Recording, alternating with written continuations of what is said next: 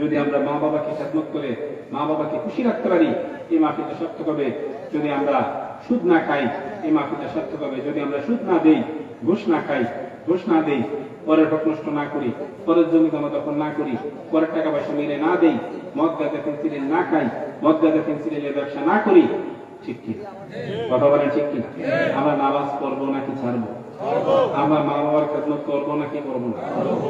মনে রাখবেন, মা বাবা যার উপর খুশি, আল্লাহ এবং আল্লাহ রাসূল তার উপর খুশি। আল্লাহ এবং আল্লাহ রাসূল যার উপর খুশি, তার ঠিকানা হলো জান্নাত। আর মা বাবা যার উপর রাগ, আল্লাহ এবং আল্লাহ রাসূল তার উপর রাগ, আল্লাহ এবং আল্লাহ রাসূল যার উপর রাগ, তার ঠিকানা হলো জাহান্নাম। ধরে বলেন নাউযুবিল্লাহ।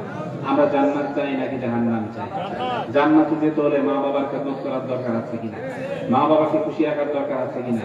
ভাই আমার একটা অনুরোধ আপনাদের কাছে, সুদ খাবেন না, সুদ দিবেন না, ঘুষ খাবেন না, ঘুষ দিবেন না,